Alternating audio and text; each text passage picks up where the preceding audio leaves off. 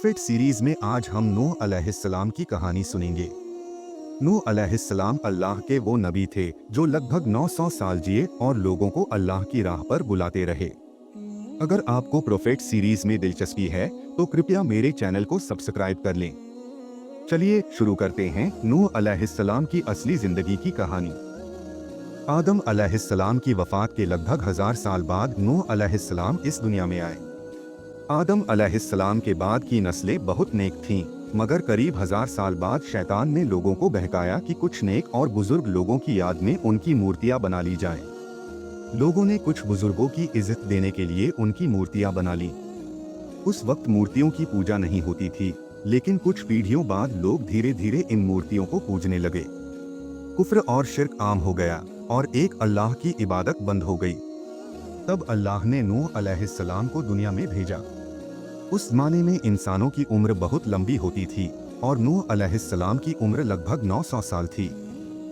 नूह अलैहिस्सलाम ने लोगों को अल्लाह की तरफ बुलाया। सूरह नूह में अल्लाह फरमाता है, हमने नूह को उनकी कौम की तरफ भेजा कि अपनी कौम को डराओ और उन्हें चेतावनी दो इससे पहले कि उन पर दर्दनाक अजाब आए। नूह अलैहिस्सलाम ने अपनी कौम से कहा, ऐ मेरी कौम, मैं तुम्हें खुलकर डराने वाला हूँ। अल्लाह की इबादत करो और उससे डरो और मेरी बात मानो तो वह तुम्हारे गुनाह माफ कर देगा। नूह अलैहिस्सलाम तबलीग के लिए बहुत मेहनत करते थे। दिन रात लोगों के घरों और मजमों में जाकर उन्हें दावत देते। वो लोगों को अकेले में और जमावड़ों में समझाते। यहाँ तक कि उन्हें समझाते समझाते 900 साल बीत गए, लेकिन कुछ लोगों के सिवा कोई ईमान नहीं लाया। नूह अलैहिस्सलाम की कौम उनका मजाक उड़ाती थी और कहती थी, अगर तुम सच्चे हो तो जिस अजाब का वादा करते हो उसे ले आओ। नूह अलैहिस्सलाम की कौम साल दर साल बुराई में आगे बढ़ती गई और उन्हें परेशान करती रही, मगर ईमान नहीं लाई, सिर्फ कुछ लोगों को छोड़कर। फिर अल्लाह ने नूह अलैहिस्सलाम की तरफ वही भेजी, तेरी कौम में से जो ईमान ला चुके हैं उनके सिवा अब कोई ईमान नहीं लाएगा, इसलिए तू उनके कामों पर गम न कर। जब अल्लाह ने यह वही भेजी और बता दिया कि अब कोई ईमान नहीं लाएगा, तो नूह अलैहिस्सलाम निराश हो गए और अपनी कौम के खिलाफ दुआ की, ऐ मेरे रब, तू किसी मुनकिर को जमीन पर जिंदा न छोड़ और मोमिन मर्दों और औरतों को माफ कर दे। जब नूह अलैहिस्सलाम ने अल्लाह को पुकारा तो अल्लाह ने उन्हें एक बड़ी किश्ती बनाने का हुक्म दिया, मगर नूह नहीं जानते थे कि इतनी बड़ी किश्ती कैसे बनाएं। तब अल्लाह ने जिब्राईल अलैहिस्सलाम को उनकी मदद के लिए भेजा। नूह अलैहिस्सलाम एक पहाड़ पर रहते थे जहां आसपास न पेड़ थे न पानी। उन्होंने कई पेड़ उगाए, फिर उन्हें काटा और पहाड़ पर बैठकर किश्ती बनाने लगे। लोग जब नूह अलैहिस्सलाम को किश्ती बनाते देखते तो मजाक उड़ाते और कहते, यह कैसा पागल है जो पहाड़ पर किश्ती बना रहा है। मेहनत से एक बड़ी किश्ती तैयार हुई। कहा जाता है कि नूह अलैहिस्सलाम ने यह किश्ती 100 साल में बनाई।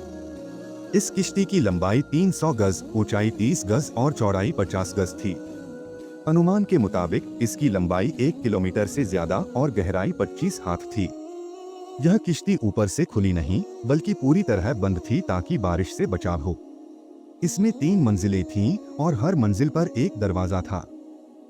अल्लाह ने नूह अलैहिस्सलाम को हुक्म दिया कि मोमिनों, अपने घर वालों और जमीन के सभी जानवरों के जोड़े इस किश्ती में ले लो। फिर अल्लाह ने आसमान और जमीन से पानी उबाल दिया और तूफान आया। इस तूफान ने दुनिया के सभी इंसानों और जानवरों को डुबो दिया।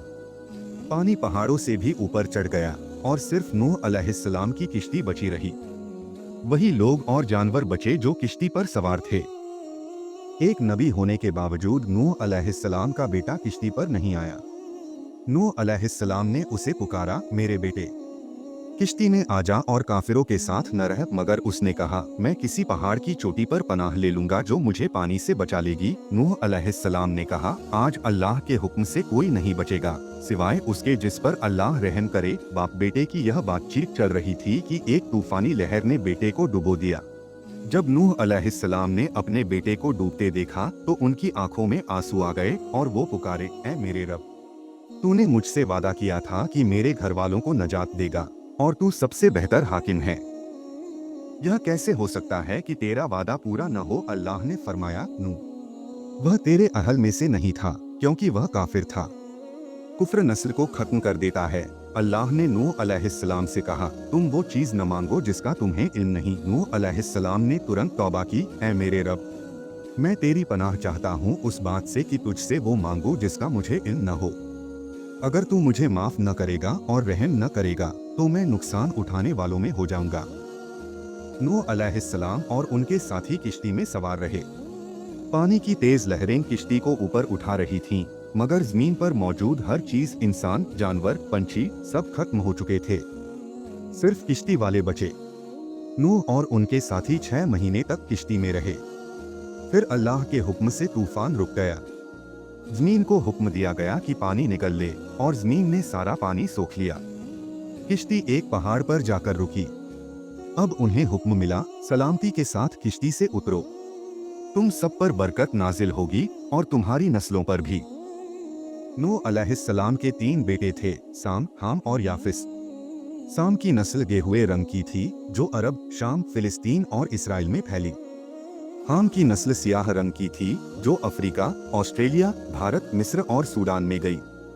याफिस की नस्ल गोरी थी जो चीन, जापान, कोरिया और यूरोप में फैली।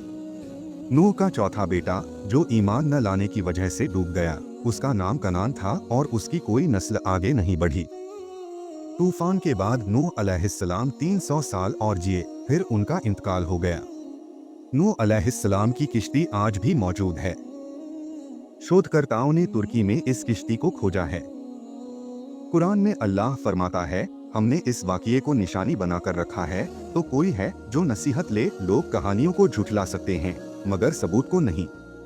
नूह अलैहिस्सलाम की किश्ती इस पूरे वाक़ये का सबसे बड़ा सबूत है।